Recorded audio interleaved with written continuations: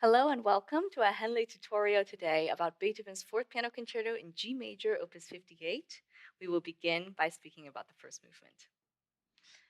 One thing that is probably the most difficult about this concerto is preparing the first chord and how do you begin the concerto. To get into the mood, I would suggest sitting and taking as much time as you need, just on stage, to feel comfortable, and then to lift your hands up slowly. And then to self-conduct in a way, the first chord by giving an upbeat of maybe 2/4 or 1/2 note. And then you're already more or less in the atmosphere of the first chord.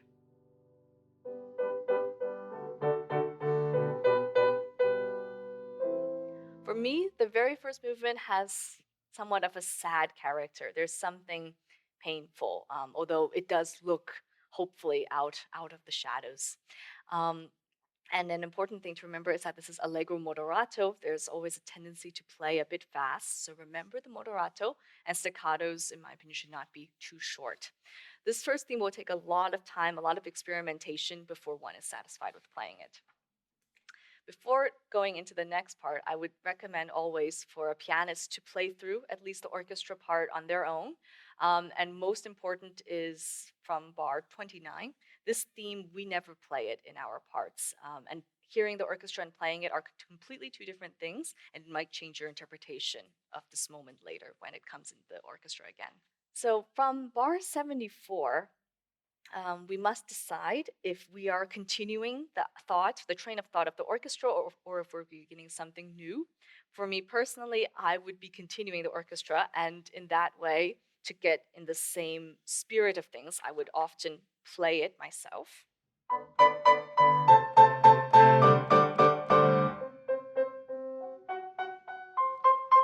And in a moment like this, just acoustically speaking, after the orchestra plays a forte chord and we come in soft, we must give special emphasis to the first few notes to make sure that they are audible in a big hall.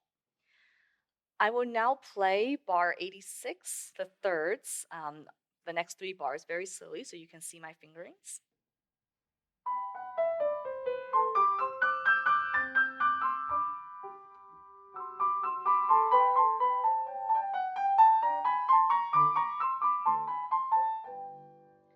So you see a lot of it can be legato already without pedal. Use a lot of finger legato and try to always connect the top melody. In bar 87, I would also recommend taking just a little breath on the second beat to give yourself the impulse needed and to avoid the tendency to rush into the next part. Preparing the orchestra well. From bar 93, we have again many two-note slurs, and this is already audible in the very beginning of the piano entrance. I make all of these.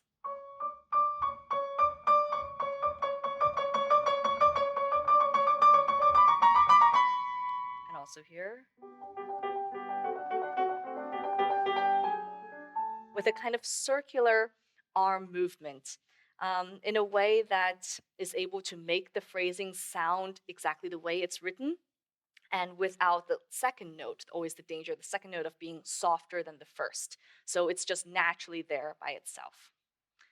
From bar 97, this place was always for me a little bit tricky. I tend to practice it dotted in 2 different variations.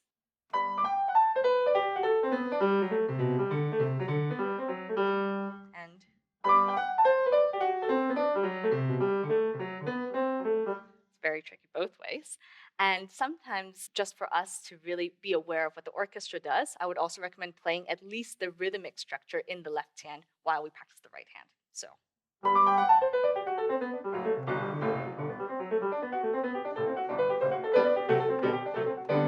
So starting from bar 99, the left hand comes back as an anchor, and we have that in place to guide our right hand. But in the 2 bars before, there is always a danger to rush, so be very careful with those 2 bars. There are a lot of double trills in the first movement of this concerto, and they present a technical challenge for all. In bar 110, specifically, I'll talk about this one first. In my opinion, these double trills are not meant to be played super fast. They're supposed to add an extra level of sound, an extra level of thickness, richness, And that can be done with the kind of medium to fast tempo. In this particular case, I use this fingering. So 4/1 and 2/5. And I practice it also dotted. And then I start adding more and more pairs of notes.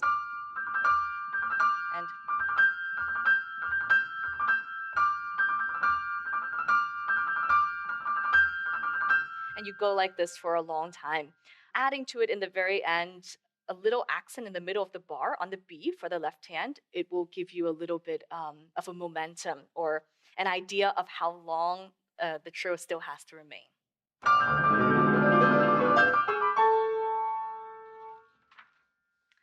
In bar 114, this is always a bar which can sound a little bit messy because we lose the anchor of the orchestra from the previous bars and we're suddenly totally alone, and it's a little bit like a finger twister. So make sure to emphasize the beats a little bit, not with accents, but just to be aware of where the beats lie.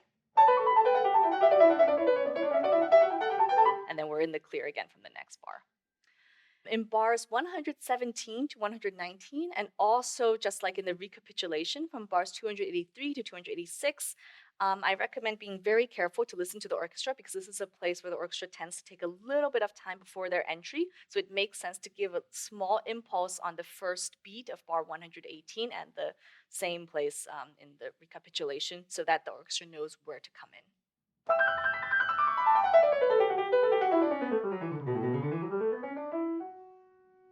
So special attention there.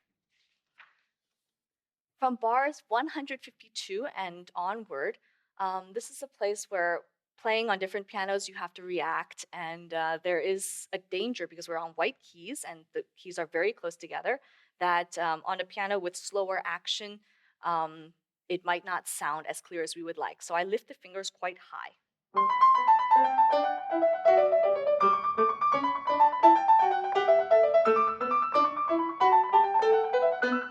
And then in bar 155, I'll play it slowly so you see my fingering.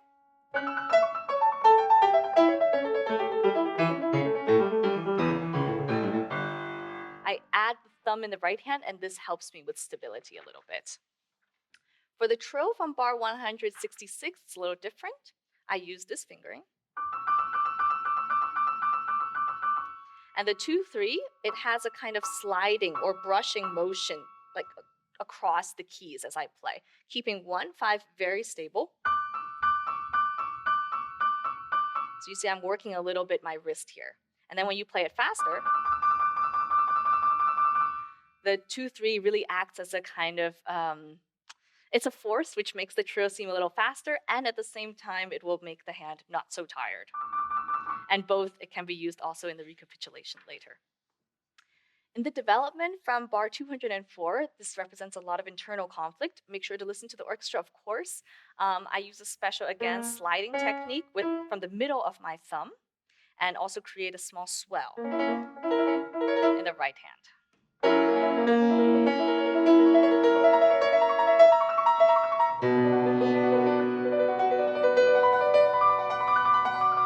This gives me a very nice momentum, and it also makes the sound a bit more 3D. From bar 219, we're suddenly alone again. The orchestra isn't there. And to compensate for that, I have a special sound, which I do with slightly straight fingers, a little bit flat fingers as well, playing more on the soles of the fingers rather than the tips. And I use a lot of thumb.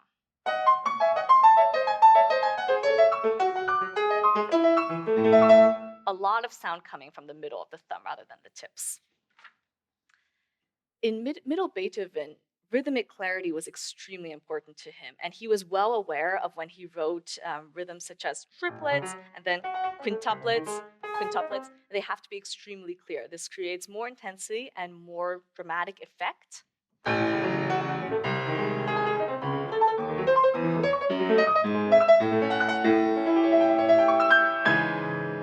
And this is the climax of the development.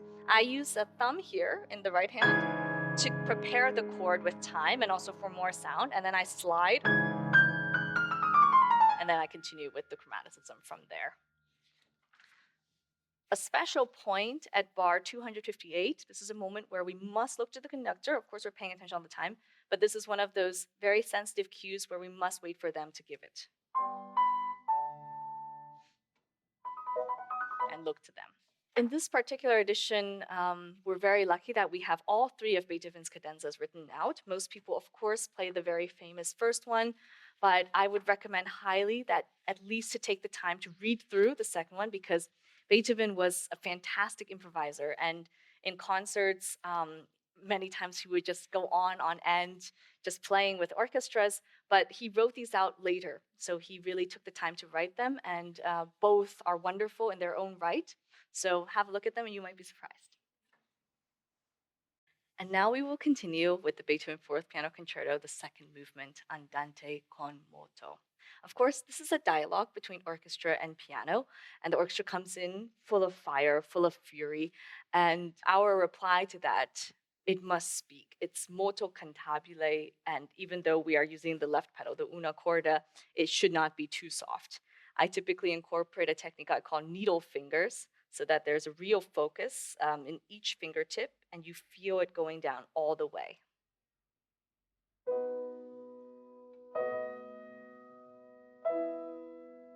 Especially on the pinky of the right hand.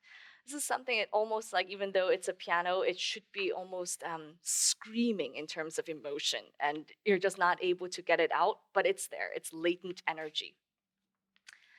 Starting from bar 47 until 51, this is the descent into the abyss. And each chord that the orchestra plays, it should be going lower and lower. And at 51, we're at the lowest point. The entry to bar 47, look to the orchestra, because they'll typically wait.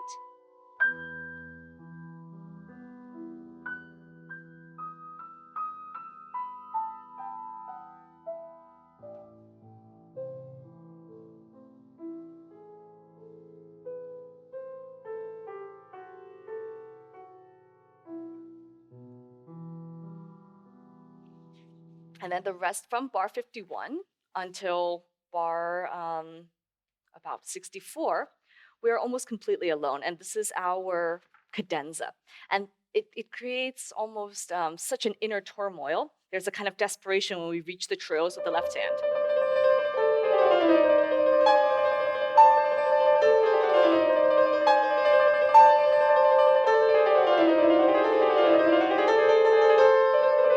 There has to be pain, there has to be resignation here at the climax, and at the very end in bar 61, Beethoven writes out his ritardando, and we have to feel the exhaustion. It's not very long, but we've almost gone through a lifetime of expression, and at the very end, it should almost feel as if one is out of breath. Like gasping.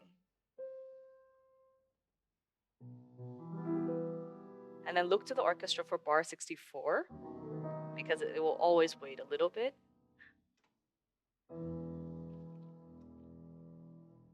And now on to the third movement of Beethoven's Fourth Piano Concerto.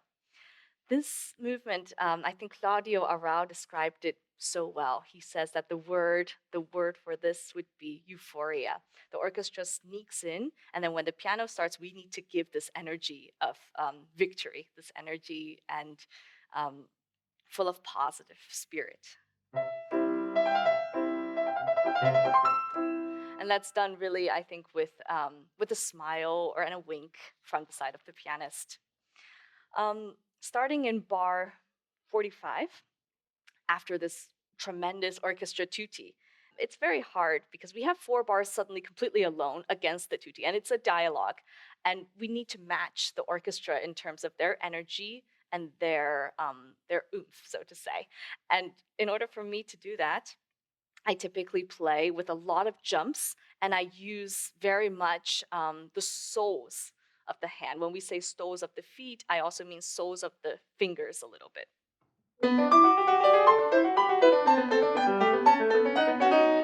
It's kind of risky to play like this because it could be that you hit some wrong notes. For the black keys, I wouldn't use the sole of the right hand pinky. I would rather use this place, more the middle of the first joint. so kind of flat fingers. At bar 58, I use a special fingering. So you start with 1-5, and then 1-5 again here to create more sound. At bar 110, there is very often a danger that we get a little bit ahead of the orchestra because the orchestra is playing on the beat, very quick, eighth notes in succession. And to prepare them properly, I would always give just a fraction of a second longer time before I play the left hand, because more often than other times, only that way can we be together.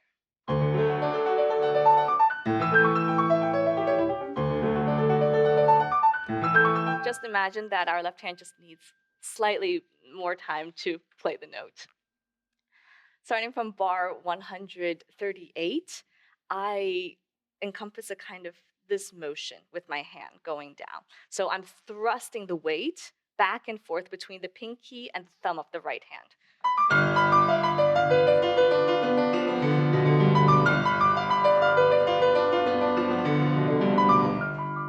And this creates a tremendous sound. And it needs some practice, of course, to make sure that we know how much to stretch.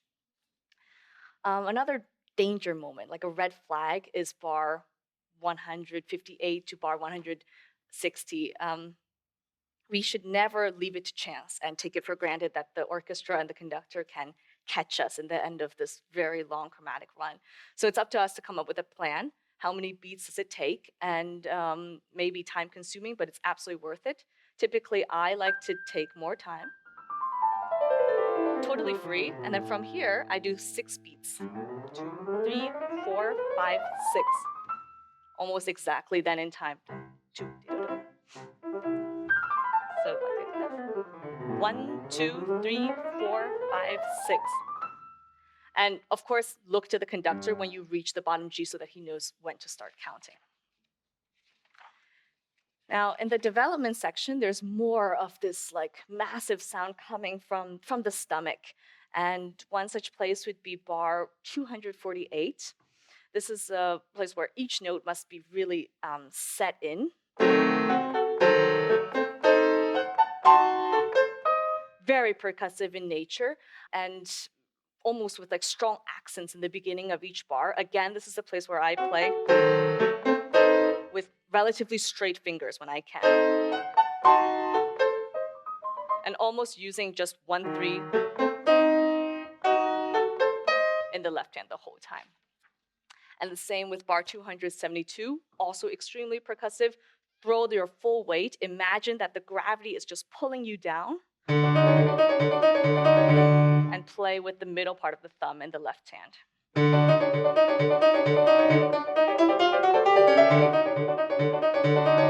And also two times with the thumb in bar 275 and in bar 279. In bar 415, it's very similar to the first area where we also have a scale descending and a chromatic scale ascending. And I do pretty much the same trick. I also plan. So I go down very free, and then 1, 2, 3. You give 3 beats to the conductors. They know exactly when to come in, and it should be more or less quite exact. From bar 529, just from my personal experience, it would make great sense to play this several times with orchestra or with a friend to play from this piano version of the orchestra part, because the orchestra and the left hand, your left hand, is playing a canon, and they're always one beat after. So you have to be completely aware of this and not to get confused. This whole piece ends on a note of triumph. You've defeated the inner devils, and the orchestra comes in bar 594 with full power. They will set each beat. So it's important, certainly, not to have any forward-going momentum and to really set each one together.